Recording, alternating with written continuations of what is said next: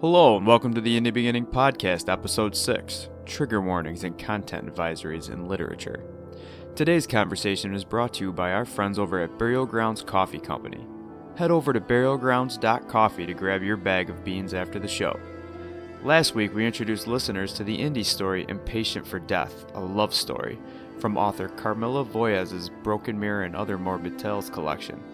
Through loss, Chloe found her love, her obsession, and then chased death while finding herself. If you missed last week's episodes or have yet to read the story, I recommend listening to episode 5. It truly is a beautiful and dark tale. Remember to subscribe to the In the Beginning Podcast on Apple Podcasts, Stitcher, or your favorite podcasting platform to hear all of the stories and join in on unique topic discussions.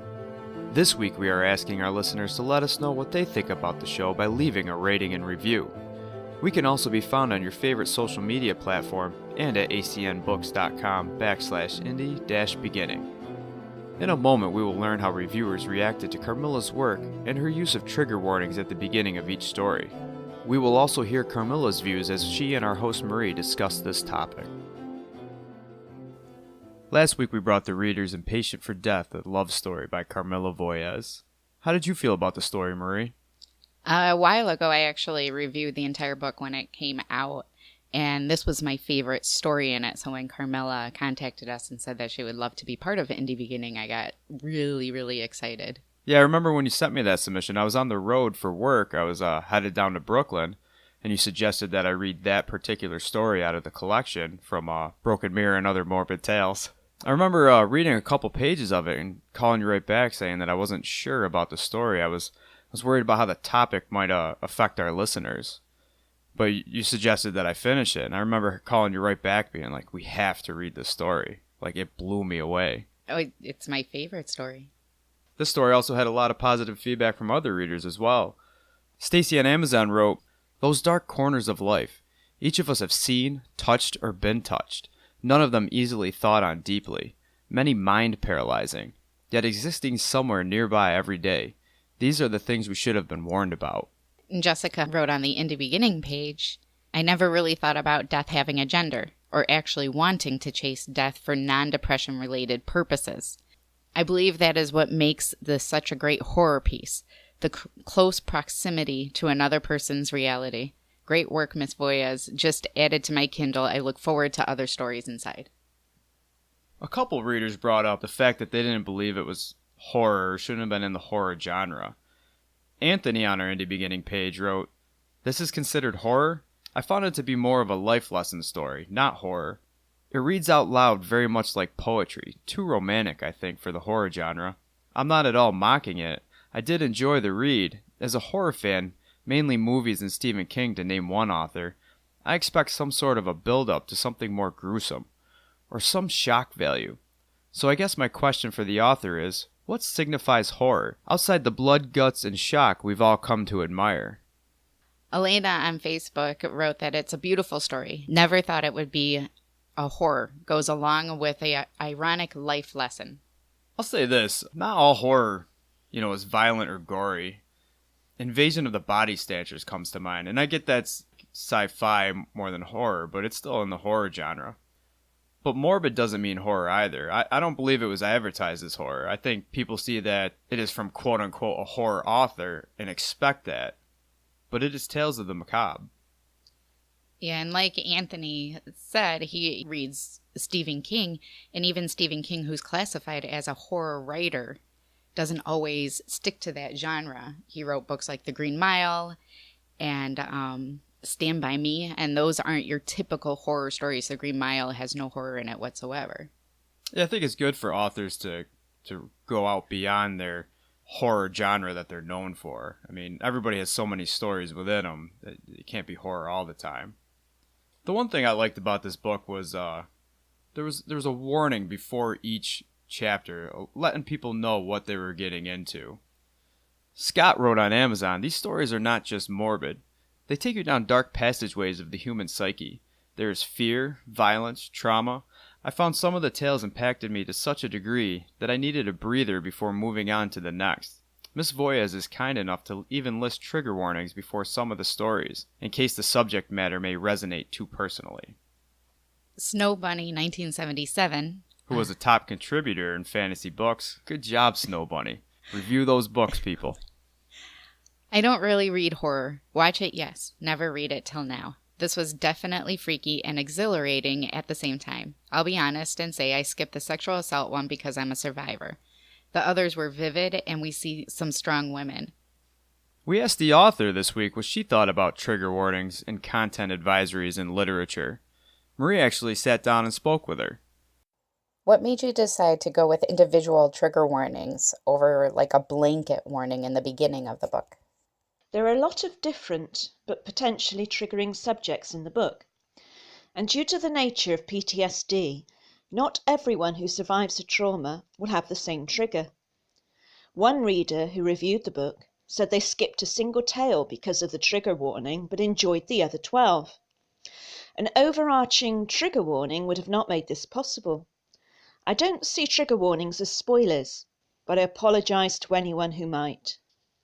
Do you feel that trigger warnings have hindered book sales or kept people from reading the book just in general? Well, writing a horror genre rather than romance hinders book sales.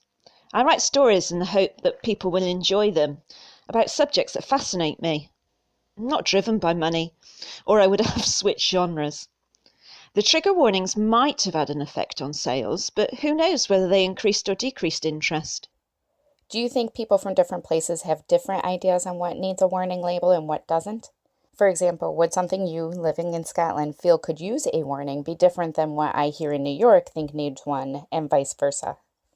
I doubt it, unless a particular area has been hit by a disaster or war. I think most experiences cross geographical borders. If you're referring to the trigger warning for herbal tea at the start of Jagged Jaws, that was self-deprecating humour, which seems to have missed the target. Do you have any final thoughts about trigger warnings or warning labels in general? Is there anything that you would like our readers or other authors to know in using labels such a way? Well, since writing and editing Broken Mirror, the trend seems to have moved away from trigger warnings and using content warnings. I suspect it's because the meaning of the word trigger has been warped, and it's come to mean mild discomfort rather than the causing of the reliving of a traumatic event. But I use them for two main reasons. One, I had read and watched some material which had caused me significant emotional distress, as I recorded trauma from my teens, and this resulted in a period of depression, and I had to work hard to overcome. Second, I'd also read articles by others asking for writers and filmmakers to provide trigger warnings. I figure that if you're going to take advantage of the freedom to write on any subject, you should take responsibility for any harm you could cause. Trigger warnings are an effective way to minimise harm and enable survivors to practice self-care. And they cost nothing, really. I don't even think they cost me any book sales. I agree with everything you and Carmilla talked about in that interview. As with everything nowadays, words and phrases get hijacked. Trigger warnings have gone from something positive and powerful to being used because of that power. It went from an acknowledgement of people's struggle to a catch-all for "I don't like that, you better stop. You can't make me eat my broccoli, you're triggering me." Everything's a trigger now, and it's just losing its power and becoming something else. What do you think about trigger warnings? I had never seen them in a book until Carmilla's, but I completely agree with you. I mean, we have teenage boys and they're constantly triggered. Everything's triggered. I'm worried that some people see trigger warnings as like a parental advisory, and I don't think it has anything to do with censoring literature. I think it just, like I said before, it has something to do with acknowledging that people come from different places, and literature can bring people back to those places. One comment, in fact, moved Carmilla so much that she asked if she could record a personal response to the reviewer. Marie, why don't you read the review that Carmilla's about to talk about? It came from a listener, SR. As someone who has attempted suicide, this gives light to others in understanding depression. Sometimes it's a subtle calling, not just the deep, dark void. For me, like Chloe, I didn't realize there was another way to live outside of chasing death until I started writing. It wasn't until I was on the final page of my novel that I realized it had been over a year since I last wanted to chase after that final kiss myself. The story is me. Thank you, Miss Voiez and Indie Beginning, for sharing it. It's hard to describe the profound effect that SR's comments had on me. All writers want to reach others with their words, and I'm no exception. All my life I've struggled to communicate effectively. My tongue is tied whenever I attempt to speak about things which are important to me. I hoped that my stories could communicate my feelings, fears, hopes, and desires. So when I hear from readers that they've understood and they agree, it brings me joy. I'm chronically depressed and have suffered alone through dark periods where death did feel preferable. Chloe is me as well. Death often felt like a welcome end to my suffering. But the writer who emerged at the other end wants to live. Purchase your copy of Broken Mirror and Other Morbid Tales on Amazon. This episode was brought to you by our friends over at Burial Grounds Coffee Company. All reviews were taken from Amazon, Goodreads, or acnbooks.com. Head there to read them in full. Music in this episode was written and performed by Damiano Baldoni and is titled The One Who Spreads Sadness. If you or anyone you know is struggling with suicide, there are resources available. In the United States, call the National Suicide Prevention Lifeline at 1-800-273-8255. That's 1-800-273-TALK. Or if you are in the United Kingdom, you may call the Samaritans by dialing 116-123. Please take a moment to rate and review our show on your favorite podcasting platform. Reviews are so important for the growth of any project. I am your host, Benjamin Frankie, asking everybody to read more books, be the best possible you, and to simply enjoy this wonderful life. Thanks for listening.